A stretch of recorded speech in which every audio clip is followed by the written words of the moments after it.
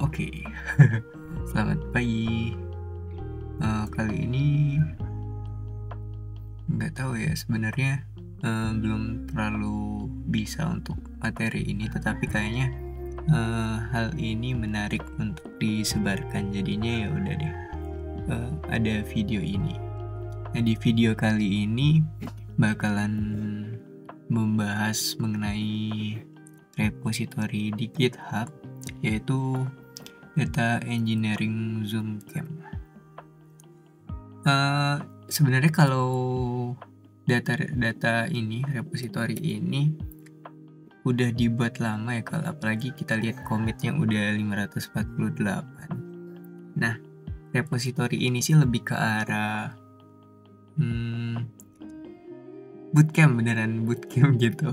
Bootcamp yang diadakan oleh Data Talks Club mengenai data engineering. Nah, untuk bergabung ke bootcamp ya, itu nggak susah. Teman-teman cuman harus join ke Slack-nya. Slack-nya itu untuk bertanya, berkonsultasi, dan banyak hal lainnya. Kemudian join ke channelnya, ada di sini. Terus join ke Telegram-nya. Nah, untuk pembelajarannya sendiri di Data Engineering Zoom Camp ini dilakukan secara pribadi masing-masing dan udah dimulai dari tanggal 16 Januari 2023. Nah, karena kebetulan kemarin KKN, jadinya baru sempat ngerjain sekarang, baru sempat belajar sekarang. Nggak apa-apa karena ini emang self-paced mode gitu bootcampnya, jadi ya bisa dikerjain dan gak harus buru-buru. Tetapi kalau teman-teman pengen ikutan secara runtut waktunya, di sini teman-teman bisa ngeliat di Google Kalendernya. Nah, di Google Kalendernya itu hari Senin depan ada kelas lagi, kemudian 2 minggu lagi ada kelas. Sekarang baru masuk minggu ke 2 gitu artinya hari Senin depan baru masuk week 2 yang di sini workflow orchestration. Nah, untuk di minggu pertama itu baru di intro dan pengenalan gitulah. Nah, langsung aja gitu ya kali, karena aku udah coba join ke Slack-nya. Ntar coba aku buka dulu ya. Udah coba join sih kemarin, kemudian udah ngisi registration link juga, dan udah nyoba-nyoba yang di materi minggu pertama. Materi minggu pertama masih di, kita cek ya di sini, week 1 more details. Nah, dicek di sini untuk di minggu 1 itu lumayan banyak materinya. We suggest watching video in the same order as in this document. Nah, artinya disarankan untuk menonton video dengan urutan yang sama dengan di dokumen ini. Kalau kita lihat lumayan banyak dari Docker plus Postgres, kemudian ada GCP plus Terraform, kemudian ada environment setup. Nah, yang menarik di sini sih sebenarnya kita itu nontonnya bisa lewat video, bisa lewat slide, bahkan bisa melihat materi-materi yang dibutuhkan sebelumnya. Di sini udah dilihatin dengan sangat matang sih, keren banget. Kemudian di sini ada apa aja yang harus dikerjain secara berurut. Di sini kalau kita lihat di situ tuh linknya langsung diarahkan ke YouTube, ini langsung diarahkan ke YouTube, langsung diarahkan ke YouTube. Nah, kodenya juga diberikan. Nah, ini Slack-nya udah kebuka. Ikuti aja, mungkin masih loading. Nah, jadinya di video ini juga mau sekalian itu aja lah, sekalian belajar yang week 1 intronya, yang introduction to Docker. Oke. Nah, untuk di minggu 1 ini lumayan seru gitu. Lumayan seru karena mungkin kita udah sering dengar juga Docker, tapi belum pernah nerapin di kerjaan sehari-hari. Jadinya di sini bakalan belajar Docker dulu. Nah, sepengetahuanku, hasil dari belajar kemarin dan dibantu dengan beberapa catatan orang-orang keren yang ada di sini, community notes, jadi ya bisa ngulang gitu. Nah, untuk Docker itu sendiri di sini dikasih tahu bahwa Docker is a platform and tool for building, shipping, and running distributed application. Bla bla bla bla bla bla bla.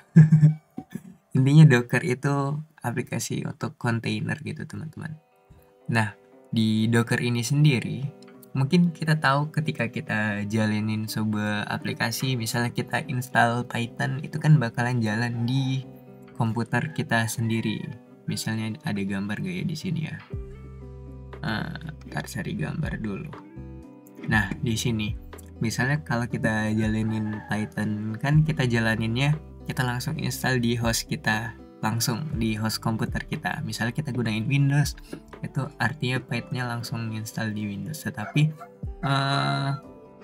ketika kita pengen install 2 buah Python yang berbeda versi, biasanya akan terjadi konflik tuh, apalagi di Windows. Nah, Docker ini sendiri untuk mengatasi hal itu, Docker itu dapat menjalankan berbagai, di sini dikasih tahu bahwa multiple database and multiple operation in isolated environment inside the same host computer without creating conflict. Nah, artinya di sini dilihatin nih bahwa ketika kita gunain Docker itu ada yang namanya kontainer, ada yang namanya kontainer. Nah, ini semua kontainer ini dijalankan di host komputer. Nah, misalnya di kontainer 1 itu kita jalanin Ubuntu 20.04 untuk jalanin data pipeline. Kemudian di kontainer 2 ada PostgreSQL, dan di kontainer 3 ada pgadmin.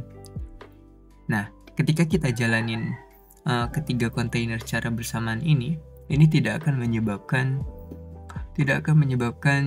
konflik, teman-teman. Nah, kemudian ya gitu aja sih sebenarnya. Docker itu menawarkan sesuatu yang dinamakan kontainer itu, yang mana kontainernya itu terisolasi antara satu dengan yang lainnya. Bahkan if we run a data pipeline inside the container, it is virtually isolated from the rest of the things running on the computer. Nah, bahkan ketika kita jalanin data pipeline di dalam komputer, itu dia beneran terisolasi gitu. Dan gak bisa ngakses data yang ada di komputer kita. Bisa sih nanti kalau diatur, tetapi kalau settingan bawaannya itu nggak bisa. Misalnya di sini ada data pipeline yang mana source-nya itu dari file CSV.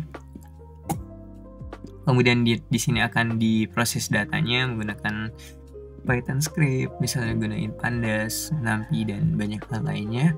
Kemudian di sini destination-nya table in Postgres. Nah, ini semua ketika dijalankan di komputer kita masing-masing, mungkin nanti ada meme kayak gini. It works on my machine. Jadinya kan ketika kita nyoba suatu program atau nyoba suatu data pipeline yang berbeda, kita pengen nge-share ke orang lain nih gimana caranya data pipeline kita. Nah, tetapi ketika kita share, nggak bisa nih, banyak pertanyaan nggak bisa. Itu pakai Python versi berapa ya, terus Postgres-nya versi berapa. Nah, sebenarnya untuk Docker itu sendiri pengen mengatasi hal itu supaya nggak terjadi meme kayak gini, it works on my machine aja gitu, tapi akan lebih menarik gitu. Nah, di sini ketika kita jalanin Docker, kemudian kita udah ada Docker image, kemudian yang mana akan kita run nantinya, itu udah ada kayak gini nih. Artinya sepaket ini akan dijalankan dan ya gitu, dan jalankan bisa di berbagai komputer. Misalnya di sini, we can run the container, we have three proof the Docker image where we have specified and configured the environment beyond the host computer and essentially everywhere like Google Cloud, Kubernetes, OS Batch, etc. Nah, karena kita tahu bahwa Docker itu bisa dijalankan di banyak hal, nah jadinya Docker itu mempunyai sifat bisa reproducible. Apa ya tulisannya tadi ya? Ini reproducibility, artinya ketika ini seperangkat kontainer yang mana udah ada isinya, kayak isinya Python 3.9, Pandas, Postgres Connection Library, ini udah kita paketin jadi Docker image, yang mana Docker image itu merupakan di sini udah dikasih tahu, which is a snapshot literally of your environment that contain instruction to set up an isolated Docker environment. Nah, artinya Docker image itu sendiri yaitu apa ya, snapshot dari environment. Misalnya kita udah nyeting environment kita seperti ini nih, udah ada Python 3.9, Pandas sama Postgres Connection Library. Nah, kita kayak zipkan lagi gitu, kita zipkan lagi atau kita kontainerkan lagi, jadilah nanti namanya Docker image. Nah, ketika pengen dijalankan namanya jadi nah, ketika kita run akan jadi Docker container seperti itu. Nah, untuk keuntungannya Docker mungkin di sini ada, bisa kita melakukan local experiments. Misalnya kita kita ngehapus sesuatu nih di kontainer Docker. Nah, ketika kita hapus, itu sebenarnya yang udah kita lakuin, kita close Dockernya, kita jalanin lagi kontainernya, image-nya, nanti tidak akan kembali seperti keadaan semula gitu, tidak akan mempengaruhi apapun. Kemudian ada bisa integration test, CI/CD. Saya kurang tahu juga, aku sebenarnya kurang tahu juga terkait CI/CD, tetapi kalau di sini dikasih tahu nggak ya apa CI/CD itu biasanya digunain sama DevOps gitu. Kepanjangannya Continuous Integration and Continuous Delivery Pipeline as well. Misalnya apa nih ya? By packaging the application and its dependency in a container and then using tools like Jenkins or RefSCL to test, build, and deploy the container to a production environment. Ya, kurang paham sih, tapi nanti akan belajar seiring waktu. Kemudian ada bisa reproducibility, ya kayak yang kita katakan tadi bahwa Docker itu bisa dijalankan dimanapun. Kemudian bisa jalanin pipelines on the cloud, bisa jalanin Spark, kemudian serverless. Seperti itu aja. Nah, karena aku udah nyoba ya di awal, mungkin teman-teman yang belum nyoba bisa install Docker dulu. Install Docker atau ngikutin repository ini secara berurutan, bisa nonton dari videonya dulu, kemudian dari slide, kemudian bisa lanjut ke bawah-bawahnya. Nah, karena kemarin aku udah nyoba yang sampai introduction to Docker, jadinya di sini langsung aku coba aja.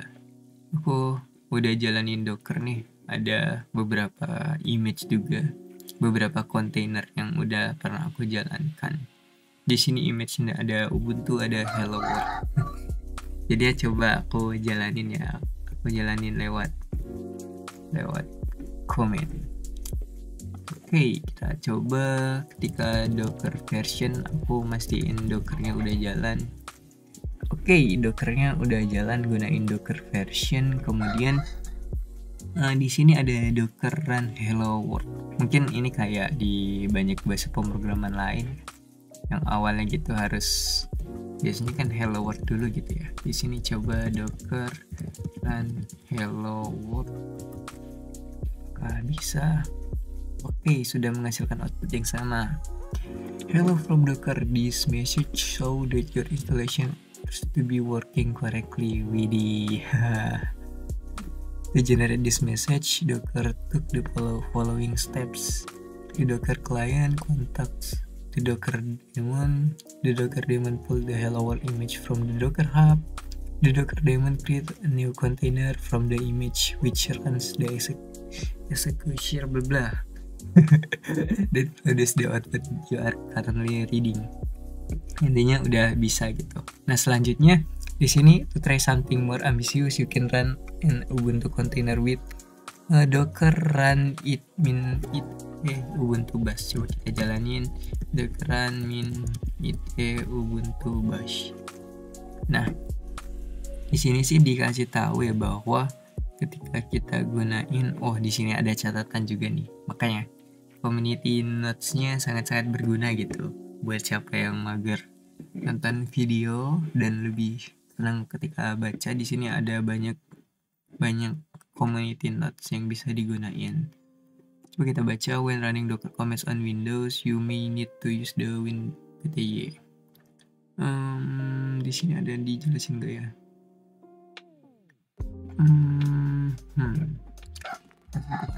Ada di sini. Nih, you can run another command, Docker run min it Ubuntu bash. It means interactive mode. Nah, artinya ketika kita jalanin kayak argumen aja ya, artinya min it ini kayak jalan di mode interaktif gitu nanti. Kemudian Ubuntu is the image you run. Ubuntu itu image yang kita jalankan. Kemudian bash is the command you are running. Menarik. Nah, artinya di sini kan udah ada ilustrasinya ya. Ilustrasinya ini ada Docker file, kemudian ada Docker image, ada Docker container. Artinya sebelum kita di sini kan kita baru pengen jalanin Docker image nih. Di sini Docker image yang kita gunain itu Ubuntu. Yang akan dilakuin ketika sesudah dijalanin Docker image adalah membuka bash. Sepertinya kayak gitu. Coba kita jalanin. Sepertinya udah masuk gitu, karena aku udah pernah jalanin sebelumnya. Jadi buat teman-teman yang belum menjalanin bisa dicoba nantinya. Nah kemudian apalagi ya hal-hal yang menarik ya. Di sini juga dikasih tahu, mungkin ini kayak interaktif mode kayak terminal di ini kah mungkin. Coba kita ketik ls. Kita bisa cd-bin ls lagi. Isinya banyak. cd titik ls. Nah, di sini kita bisa jalanin kayak kataku tadi bahwa ini kontainer ini terisolasi dari satu kontainer A dengan kontainer B. Jadi ketika kita lakuin sesuatu dengan kontainernya itu nggak akan mengakibatkan apa-apa, teman-teman. Nggak akan mengakibatkan apa-apa ketika sudah kita restart Dockernya, kita jalankan ulang kontainernya. Misalnya di sini aku pengen hapus seluruh file yang digunain rmrf, hati-hati ya, berbahaya. Dia coba dijalanin rmrf / nggak bisa, jadinya harus ditambahin apa nih, use no preserve root. Kita coba.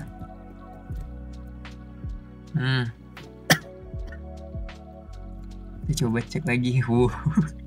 Bahkan nggak ada isinya lagi nih teman-teman, no such file or directory. Tetapi nggak usah khawatir, karena di sini dikasih tahu juga bahwa isolation protect your host computer from stupidity. Iya bener ya. Isolasi ini menghindarkan komputer dari kebodohan. Oke, kita exit aja. Kemudian kan kita udah ngapus seluruh file tadi di kontainer kita, tetapi coba kita jalanin lagi apakah isinya bakalan sama. Kita cek, ternyata isinya balik lagi. Nah itu kayak punya ilmu kebal gitu. Kemudian kita exit lagi. Di sini kita coba yang lain, Docker min it run Python 3.9. Aku kayaknya belum nyoba yang ini sih, yang Python 3.9.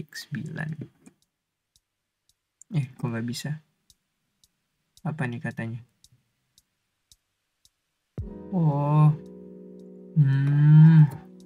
Salah nih kayaknya. Di sini aja kali. Apa I doang?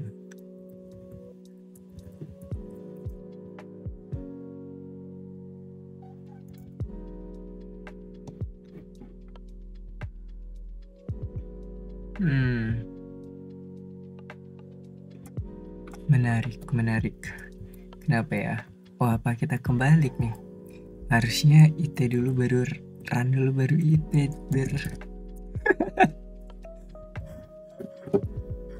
Nah, enable to find image Python 3.9 locally. Jadinya kayaknya dia harus pulling from library atau Python gitu. Dia ngedownload Pythonnya dulu. Ya, kita tunggu aja. Tahu sih, ini juga baru belajar gitu ya, masih cupu-cupu gitu.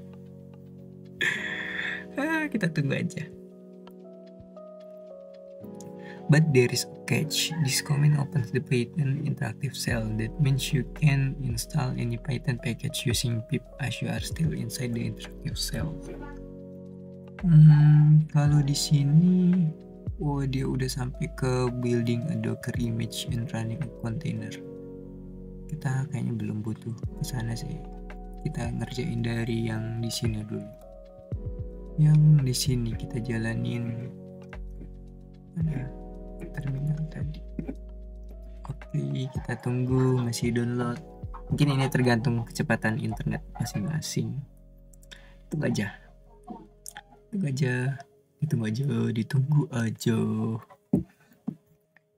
Lumayan gede juga ya yang di download. Untung lumayan juga internetnya nih, 2,5 MB.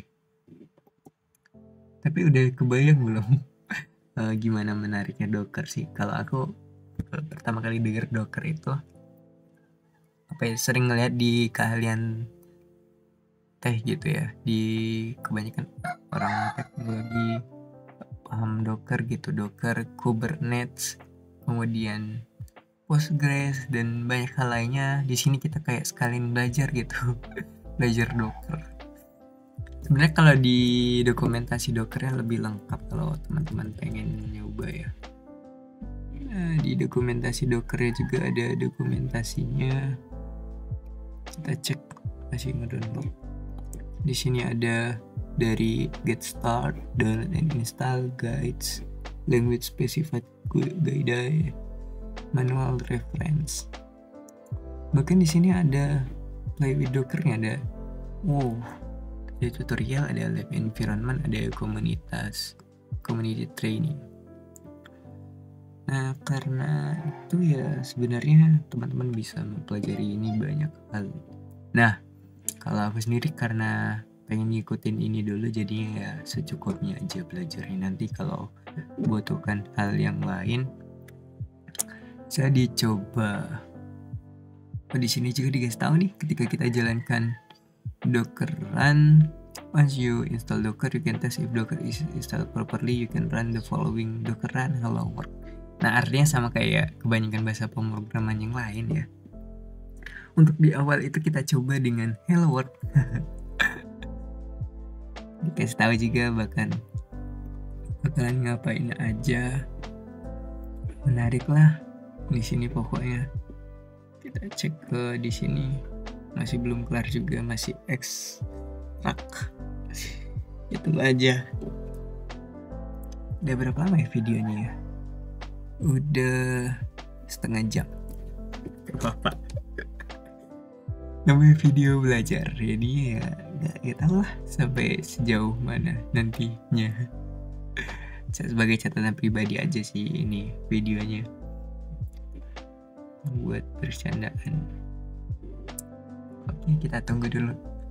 Kayaknya kerasa berat ya jalanin di Core i3 gitu. Buat belajar mangga saja. Oke, masih loading, jadi kita tunggu aja. Oke, udah masuk. Cuy kita print hello world. Halo dunia. Udah bisa dijalanin. Nah, misalnya kita pengen gunain pandas nih, import pandas. Nah, di sini no module name pandas. Nah, ketika kita gunain kontainer yang ini, dia itu kan langsung masuk ke Python Interactive Mode gitu ya. Kita nggak pengen gitu dia langsung masuk ke Interactive Mode, karena kita pengen install library Pandas lah, kita pengen install NumPy dan banyak hal lainnya. Jadinya di sini kita dikasih tahu nih di dokumentasi ini. Coba ya, bisa di share nggak? Oh bisa. Jadi aku exit dulu, exit. Aku clear dulu biar lebih enak dilihatnya. Kemudian, nah di sini but there is catch.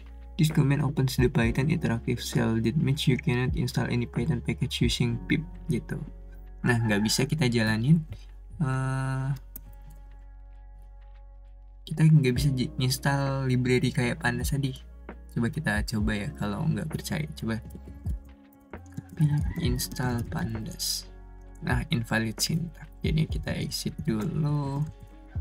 Kita coba pakai docker run min it entry point sama dengan bash python 3.9. Kita coba jalanin. Enable to find image python 3.9 locally full access. Kalau kemarin itu tekniknya dia tambahin gini secara singkatnya.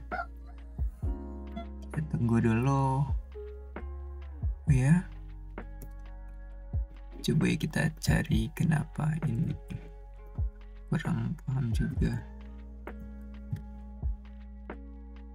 Full access denied.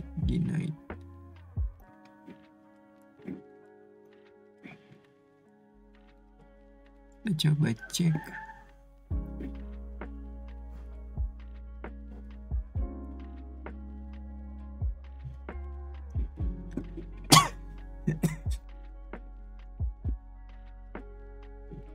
Aneh, kok gak mau dia.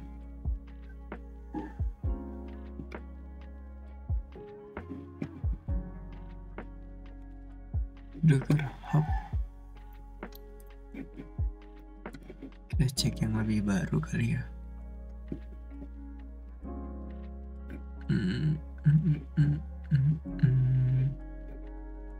Oh iyalah, oh firmware-nya masih kayak buka kan? Harusnya enggak deh.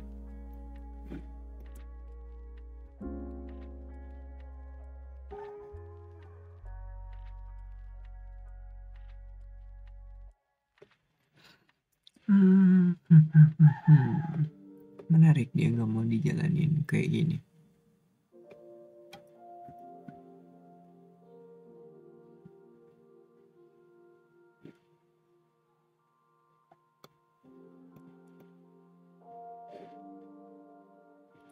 Docker pull docker/project si does not is entry point.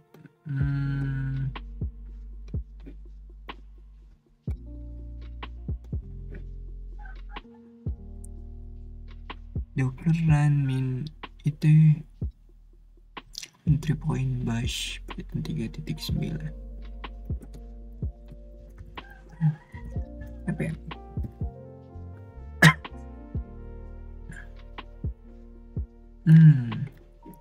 Request access to the resource is denied.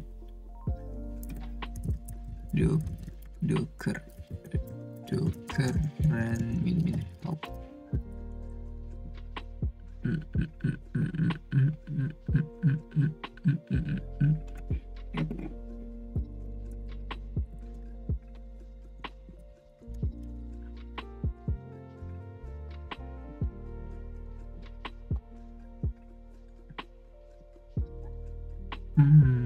Kita lihat gimana sih cara ngatasin hal ini.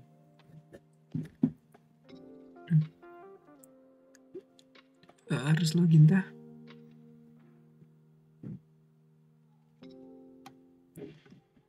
Belum pernah dibuat akunnya.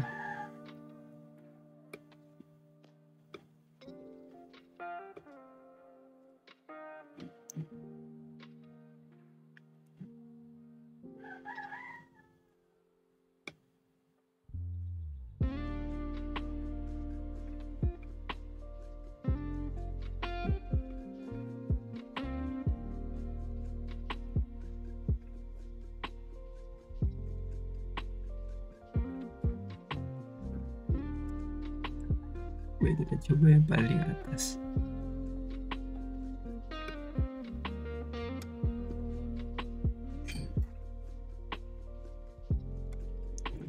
Docker Compose Run.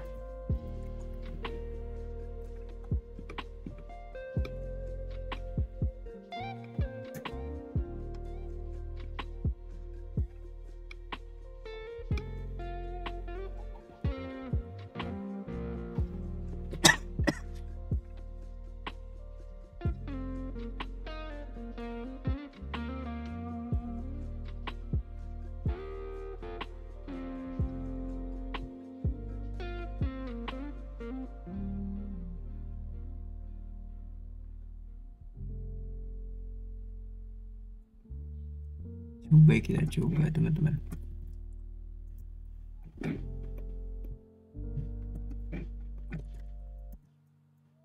Ini kita jalanin lagi, apakah bisa?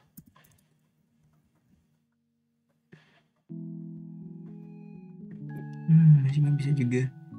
All access denied. Harus login ya kayaknya. Udah kita login dulu. Docker login. Tapi nggak pernah buat akun.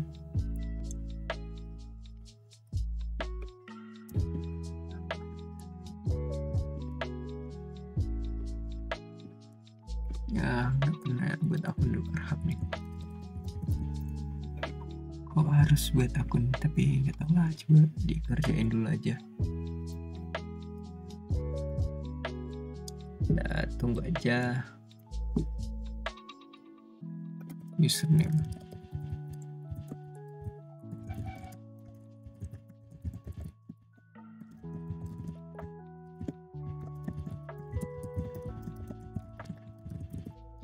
Oke, kita coba dulu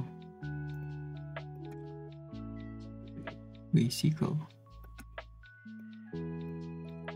bchle.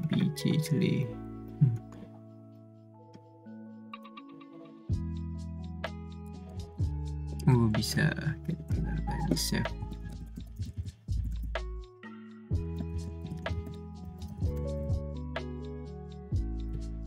Oke, apakah bisa? Sudah aja. Oke, ntar aku cek di emailku dulu, guys. Apakah udah dapat? Udah ada.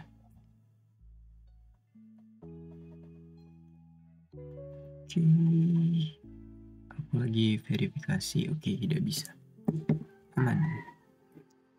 Oke, sekarang kita waktunya login. Menu.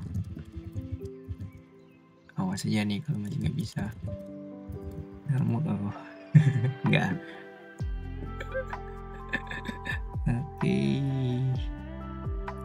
coba jalanin. Login sukses, clear. Coba kita jalanin lagi.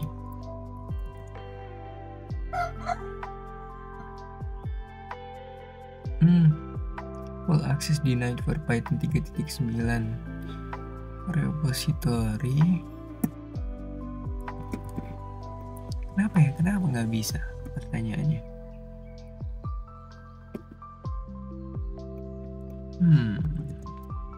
Sus, padahal udah login ya.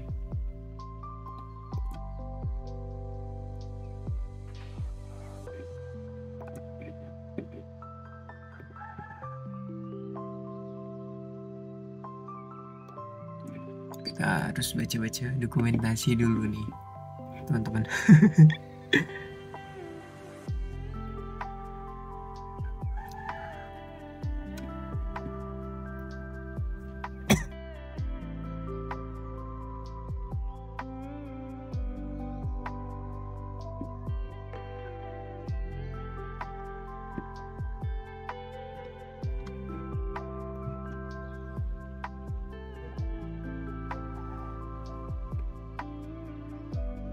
Coba kalau kita jalanin Docker Hello World lagi.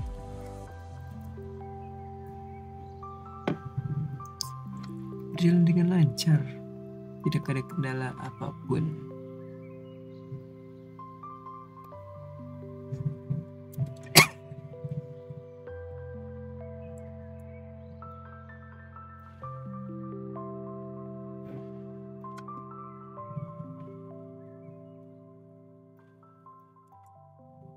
Should project to public.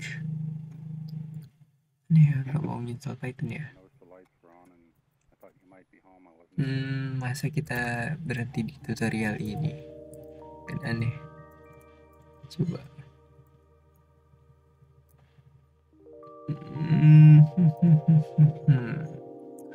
Full access denied.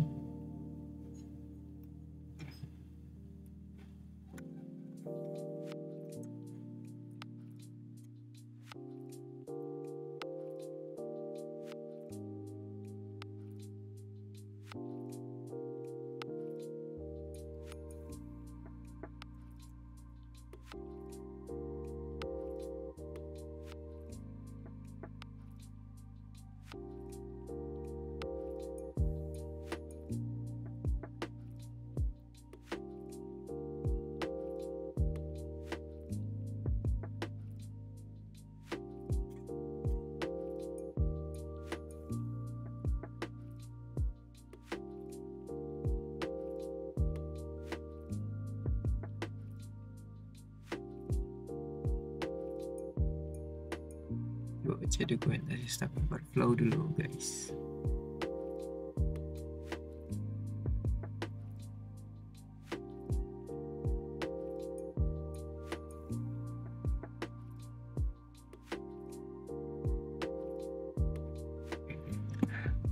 PYTHON Python.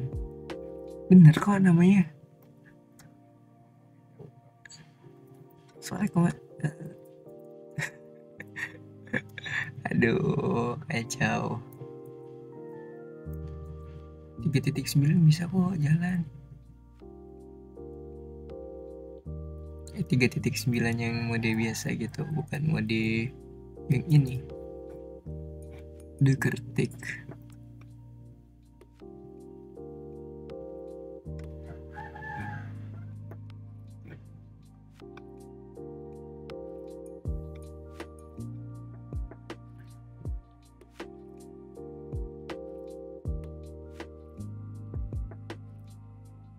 Bisa kan? Karena dia masih jalan.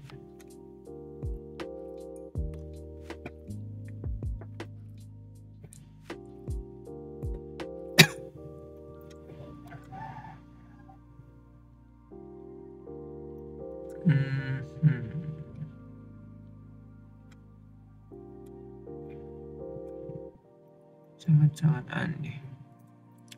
Coba kita copy aja ini.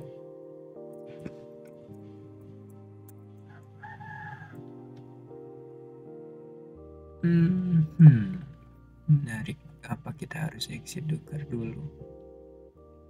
Kita restart deh.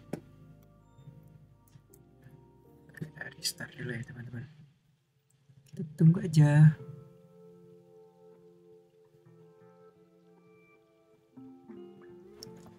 Oke, masih nge-restart Dockernya. Udah berapa menit nih video? Udah hampir sejam. Sejam ngeliatin benerin doang ini. Gak apa-apa lah ya.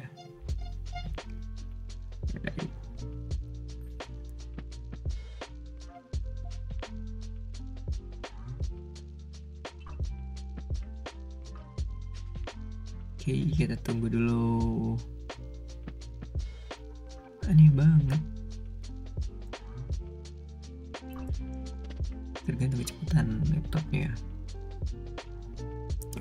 Docker desktop starting. Lumayan lama startingnya.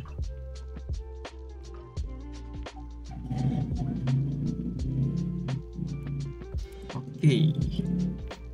Coba jalanin aja. Coba jalanin.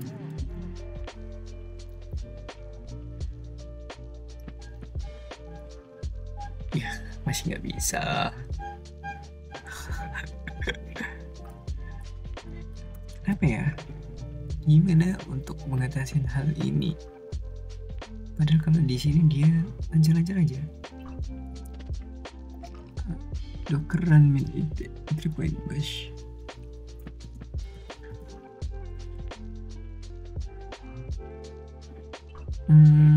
Apa ya masalahnya ya?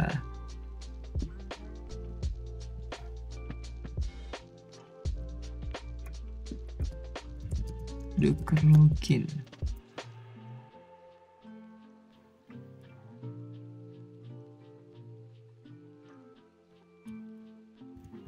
Udah.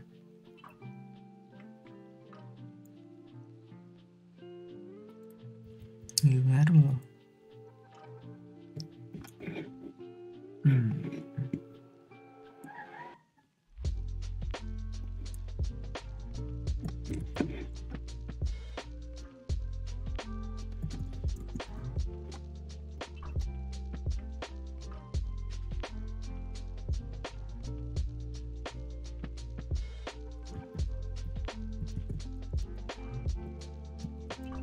Tiga titik 9.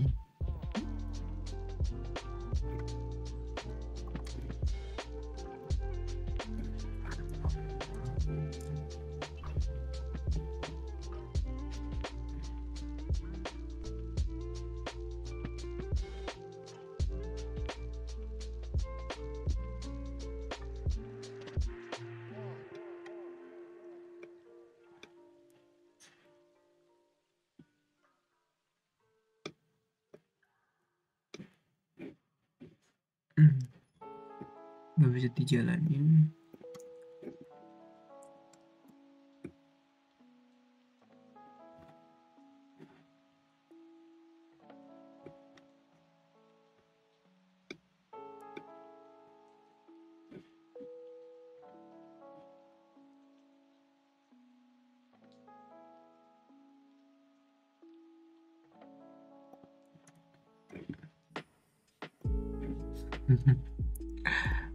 Menarik banget nih.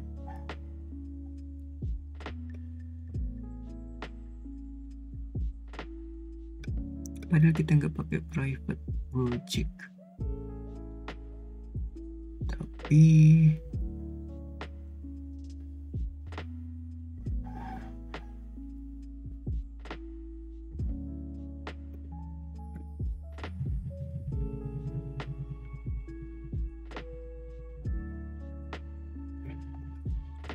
coba kita logout dulu ya.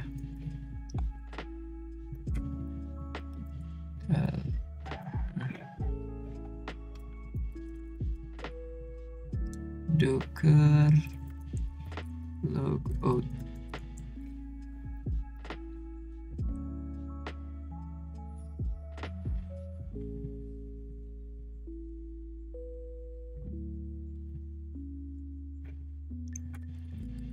Docker login.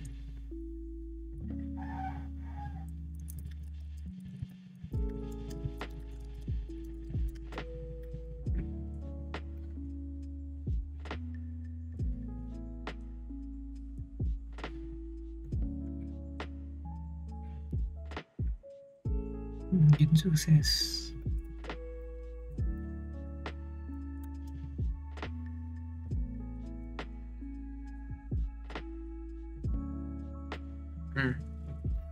Jik berantem nih Dockernya nih.